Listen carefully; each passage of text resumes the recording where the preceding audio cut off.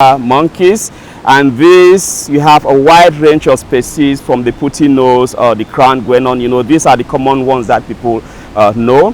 Then the medium-sized monkeys, which are also big. You have the drills, you have mandrills, you have baboons. This is all the diversity. And of course, we talked about great apes earlier. In terms of great apes, there are two main species in Cameroon. We have chimpanzees and gorillas, but each of these has two subspecies.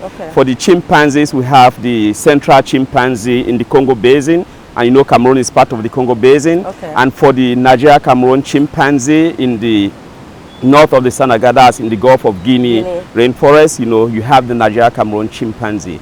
Then in terms of gorillas, you have the Western Lowland gorillas, which is part of the Western gorilla, of course. Western Lowland gorilla too in this in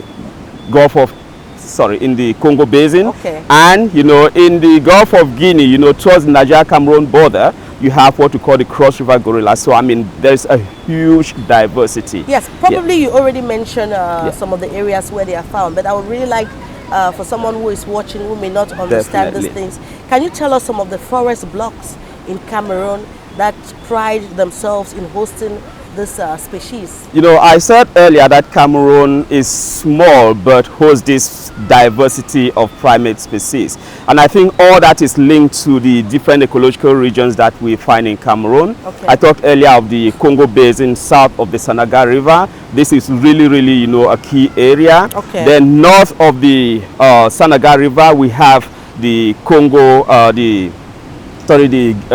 Gulf of Guinea, rainforest, which these two, that's the Gulf of Guinea and the Congo Basin, they merge, in the center of Cameroon, producing what we call this mosaic of habitats, especially around the Adamawa, which has been termed an ecotone. So it's, a range of woodland, forest, savanna, which is, like just a great melting pot of different species. And of course, going further north of Cameroon, we have what we call the Sahelian, region. And, all these different habitats give in for, this diversity of, biodiversity. And I'll tell you some other thing, what we call the River Sanaga in Cameroon that crosses, from the Adamawa going through to the center of Cameroon is a great biogeographical divide.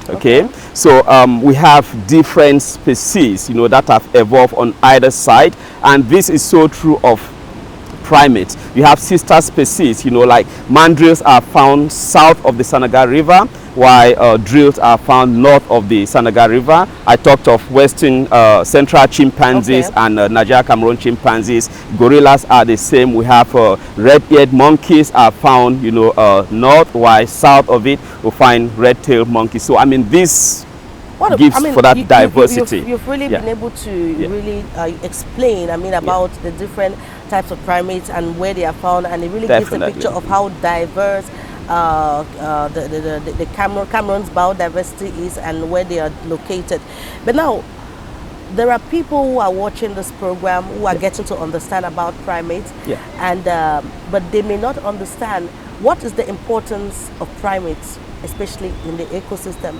How important are primates in the ecosystem? Every single species out there, whether you talk of bacteria or birds or elephants, like just everything plays a key role in the functioning of the ecosystem and provide what we'll call ecosystem services. So primates are not left out.